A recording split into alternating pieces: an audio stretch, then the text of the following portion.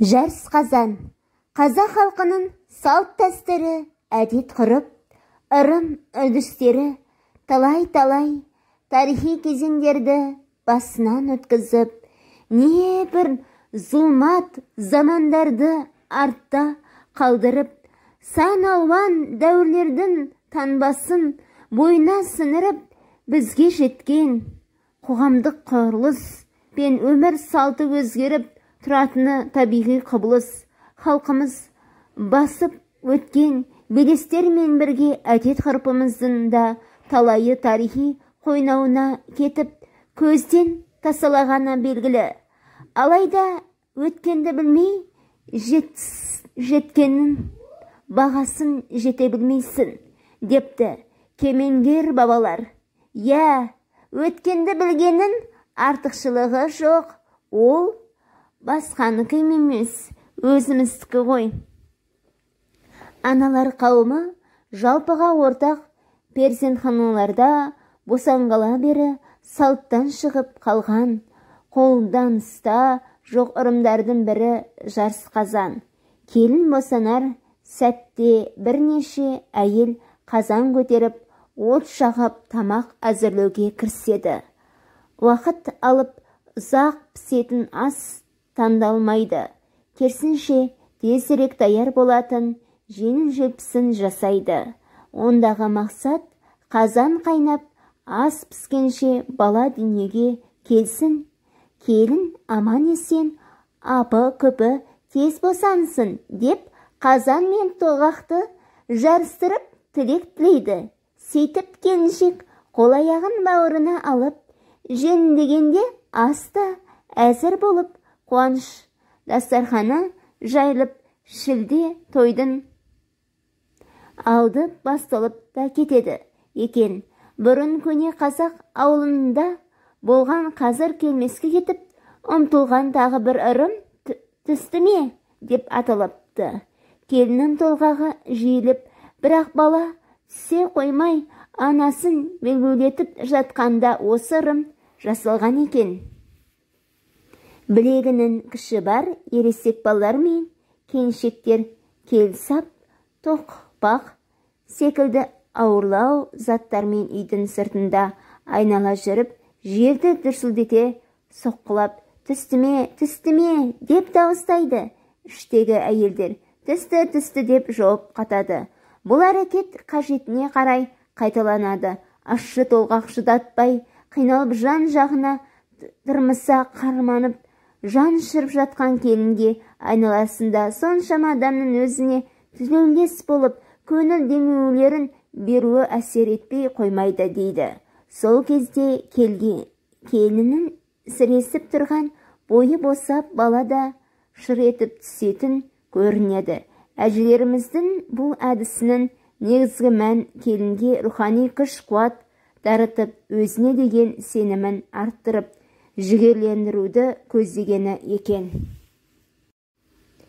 Шілдехана жақсылықтарын жария етіп, қуаныштарын даяр етіп жүретін ақкөңіл халқымыздың әдемі бір салты шілдехана.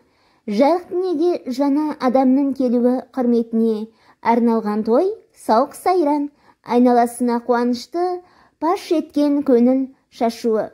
Күткен күні сәтті болып, келін аман сау босанған соң, төңіректегі туыстарға, жекжат жұртқа көңіл жетер, дос-жарандарға сүйіншілеп хабаршылар аттанады. Жаңалықты жеткізушілер ұл баланы атұстар, құрық ұстар деп, қыз болса кестетігер, шолпытағар деген секілді сыпайы да келісті теңеулермен өмірге кім келгенін әдемілеп айтады. Осының өзінде ұлттық әдеп иба, ұлттық тектілік жатыр. Қазақ салты бойынша жақындарға сүйіншілеп кісі жібермеу өкпе туғызатын мін болып саналған. Сондықтан онсыз да бір атым насыбайдан көңілі қалатын бала мінез, ағайынның арасындағы ынтымақ бірлік, сыйластыққа сызат түсірмеу жағы қатты ескерілген екен. Ал сүйінші сұрап қуаныш жеткізген адамды құрметтеп, сый-сияпат ұсынып, риза етіп қайтарады. Басқа тойлардай емес, шілдеханаға шақырылып та, шақырусыз да келе береді.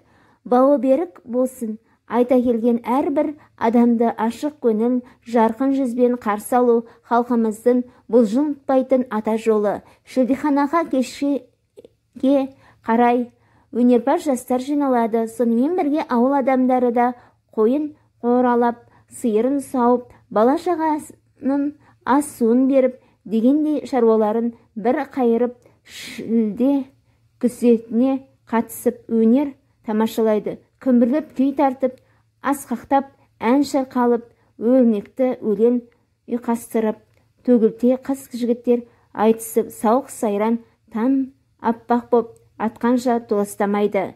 Жасана жана туған сәбиін бауырына алып, өздеріне арнаған ілтипатқа елітіп, шымылдық ішінде жатады. Бағанағы ширыққан жекесі босап, 12 мүшесі түгел балбырап, көңіл мерейін қандырған ән мен күйді тыңдап рахат бір сезімге бөленеді. Жаратушы иемнің пенделеріне жіберген жеті сазының ерекше қасиеті, әуез құдіреті біздің халқымыз молынан дарыған.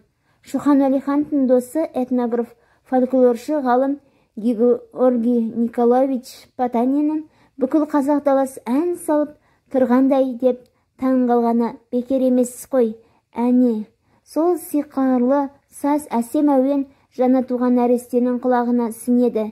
Дүние есігін ашқан сәттен ән күймен тербеледі. Осыдан соң қазақ қалай әнші болмайды, қалай ақын болмайды дейсіз. Амал қанша, біздің ана атанған кезімізде перзенттеріміз мұндай сыйды көрген жоқ. Олардың құлағы туа сала тек орыс сөзін естіген. Қазақы рухымыз бен болмысымыздың әлсіреуіне мұның да әсері болғанын бекер дей алмаймыз.